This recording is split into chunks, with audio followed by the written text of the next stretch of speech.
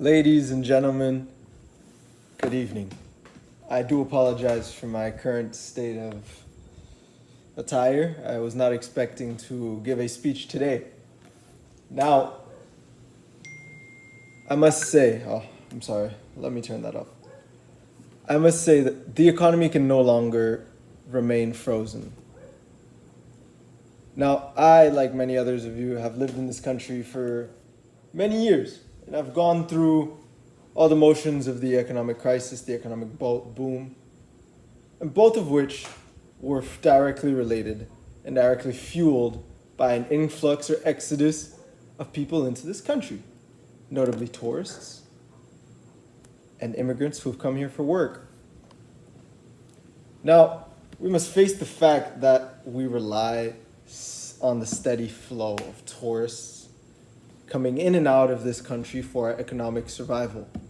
And though we may not see it with our own eyes, the economic stimulus which these foreigners bring to the country affects all of us, and we all benefit from it. It doesn't matter whether you are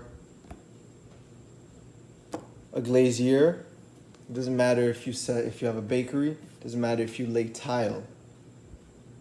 Thousands of tourists which visit this country on a daily basis, on the weekly basis, keep the cogs of their economy going, and they have not stopped since the early 80s.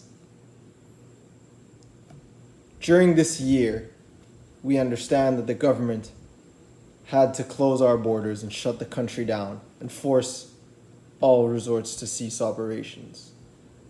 But now we are in November, and since March, we have been closed. The economy cannot survive much longer in this state. We must reopen as we near the point of no return. We must allow our hotels to open up once again. We must lift the travel restrictions on these tourists so that we can keep our economy alive.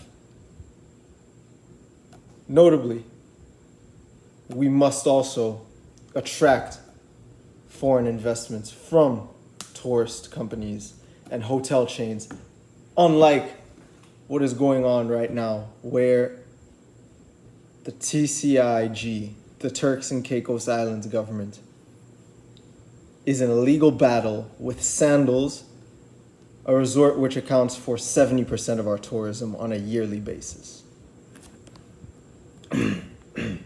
Excuse me. Now, since the opening of the Club Med in the 1980s, we knew what this country was to become. We knew what it was meant to be, which is why shortly after the opening of Club Med in 1985, we built an international airport. We knew that we were meant to be a tourist hotspot due to our wonderful beaches and carefree way of life. Now, year-round, we have an average of about 1 million tourists per year. Last year, we stopped the count at 1.5 million tourists. This flow of people fuels both our formal and informal economies, which both contribute to our GDP. And if I'm not mistaken, the GDP was $700 million attributed to tourism just last year. Now, as I previously said, we rely on tourism. And during the COVID-19 pandemic, we were forced to shut our borders and mandate that all hotels cease operations. And now that the majority of the world has opened up and are benefiting from tourism, I think it's time that we follow suit and we open our borders as well. If we keep them closed, it'll continue to cripple our economy and our standard of life, something which we cannot afford to lose, being so isolated from everything else. Now, my following point, which I briefly touched upon earlier, is that there has been a development in a hostile situation between the major hotel chains and the local government, with wild accusations and lawsuits from both parties and both sides, with one claiming that the other has been evading taxes. Sandals is saying that the TCIC has been overcharging them on taxes, and the TCIC claims that Sandals have been evading taxes. Now, there must be a correct answer to this, but making such a debacle of this situation turns away foreign investment. Last year, we lost the High Andes due to this because they did not receive enough tax breaks and support from our local government, which we must do. I know that it is not ideal for the government, as they can make thousands and thousands and thousands of dollars on tax and import tax and customs. But the reality of it is that we cannot continue to function as an economy without these organizations and without these tourist companies, if I may call them that. They're tourist attractions. We wouldn't be able to support the millions of tourists which come here year-round without them.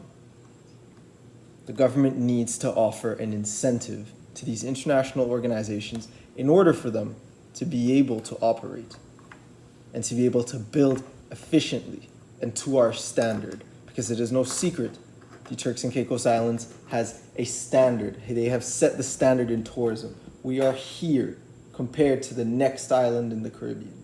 We must continue and maintain this standard of life if we wish to develop. There's no hiding it whatsoever. The government continues to support locals, which we do not condone, yet there must be something done for the economy. The locals, yes, if we can support the locals, and they will benefit if the government gives them tax breaks and forces us to give them discounts and they get special treatment from businesses, that is fine.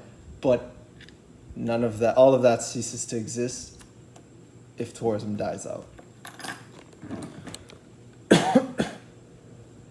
Now, to touch back on what I had previously said, it is key that we secure a steady flow of tourists, as it is our lifeline, whether we want to admit it or not. And these types of situations between the government and hotel chains must stop, as it negatively influences those capable and willing of making major investments within our country. And we as a community, as those who are pillars of our community and who have been here for years and years and years, we must stop these situations at the root cause of the problem and prevent them from recreating themselves. That's why I'm asking for all of you to rally together and push our government to act swiftly, open our borders, and stabilize our economy before it is too late. I thank you for your time.